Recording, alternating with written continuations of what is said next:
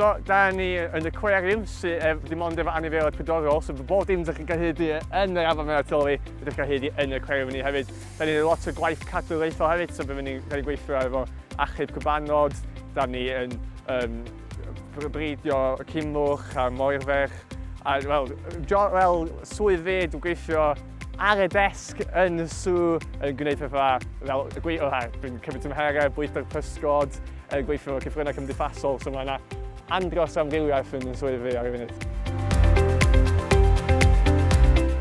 Gan bod ni yn tîm bach, dwi'n meddwl bod yn bwysig iawn ni gallu addasu i bethau pan ydych chi angen, so bod yn fyny i bod chi'n barod i wneud bod bynnag chi, ond mae'r creadigrwydd yn bwysig iawn, dwi'n meddwl, so pobl yn meddwl yna, yn enedig efo, yn amlwg efo darnadd o cymdeithasol bod chi angen bod yn creadigol i gael bobl i meddwl amdano anifeiliaid mewn ffordd gwahanol a gweld bod nhw yn rhyfaf a bod nhw'n fel a bod nhw'n fel. Ond hefyd pan ydych chi yn siarad efo cwsmeriad yn gofyn amdan anifeiliaid gwahanol, mae'n bwysig iawn bod yn creadigol ac yn brwdfrydig yn beth ydych chi'n fannos yn hefyd. Wel, efo ganlwyn sydd ddim yn byw yn yr ynys, mae'n digon agos. Dwi'n byw yn Bonewydd y Technig yn Arfon, so mae'n digon agos i fynd yma. Ond mae lle harf iawn, mae'n neis dod i'r gwaith bod i'n mynd lawr y lôn yma a cael gweld y golygfa harf yma. Mae'n neis cael darn o diwylliant Cymraeg yma hefyd, pan mae lleol dod o gwmpas am ni hefyd. Wel, mae rhywun sydd wedi astudio Fangor i astudio biolog morol a igoneg, ond i eisiau job yn y maes ar y diwydiant yma. So, dwi'n andros o ffodus i gael mor agos i gallu gweithio efo anifeiliaid sydd fi bob tro eisiau gweithio efo. Ac dwi eisiau mynd ymlaen i gallu gwneud pethau efo cadwraeth ac efo problem andros o brofiad yna gweithio efo nhw. A dwi'n meddwl, ydych chi'n gael pintio chi'n weithio bod chi'n gwneud pethau bwydo cwbanod weithio, neu ydych chi'n di-helpu achub rhywbeth. Cos ydych chi'n mynd i fan i rhythm monotonous mewn weithio, mae'n bwysig gyda bod fi andros o ffodus gallu gwneud beth dwi eisiau gwneud yma.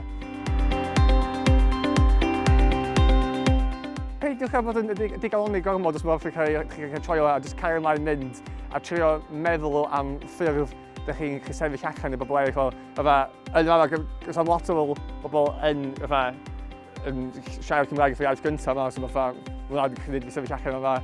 I bobl sydd eisiau rôl yn rhan o'r byd morol, mae'n bwysig jyst gwirfoddoli yn lle am ddim, a jyst cael profiad yma, a mae pobl yn gweld bod chi yn fodlon wneud pethau gwahanol a mae yna mwy o siawns o ffigwyr o hynna. Fel i siarad cyn, mae'n anodd cael mynd ymlaen efo ac i cael swydd i gychwyn efo. Dwi'n meddwl bod yn ffodus gael bod fi'n siarad Cymraeg a maen nhw mewn lle sydd eisiau i rywun i siarad Cymraeg, so wedi cael swydd o glynedd hynna, ond mae'n really overpopulated yn terms o pobl sy'n mynd i Fangor i astudio biolog morol a mae'n anodd gallu sefyll allan o'r pawb yn ar efo mewn ffordd amdano fo, so mae'n jyst yn anodd sefyll allan i gallu cael cyfleoedd i mynd ymlaen yn y diwydiant. Da ni yn dibynnu bobl fel busnes i dod fel cwsmeriaid i weld y sŵ a weld yr anifeiliaid. So, efo ni yn canolfan cadwraeth, ni hefyd yn busnes, a mae'n anodd bob tro cael cwsmeriaid yn enwedig tu allan i tymor y haf pan mae lot o bobl o gwmpas yr ardal a mae lot o ymwelwyr. So mae anodd cael y balans i fod yn busnes a gwneud pethau. Da ni'n meddwl gwneud lot o gweithgareddau i dolyg, fel grotto Sean Corwyn, a da ni'n cael Elsa yma, a ni'n dweud pobl cael afternoon tea efo Elsa. Ond da ni angen cael pobl dod yma a gwneud pethau arbennig yn nhw hefyd, ond da ni hefyd anad i pobl gyda i gallu gofalu dan i anifeiliaid hefyd, so mae'n anodd cael y balans rhwng y ddau nhw.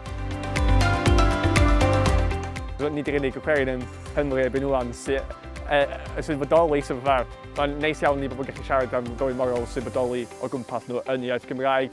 Yn rhan o swydd fi, mae'n lot o cyfieithu bethau yn Gymraeg i cyfryngau cymdeithasol a mae'n lot o cyfweliadau yn dod i fyny am bethau da ni'n neud y gwaith achub cyfryngau da ni'n neud ac efo gwaith cadwraethol da ni'n neud o gwmpas hefyd.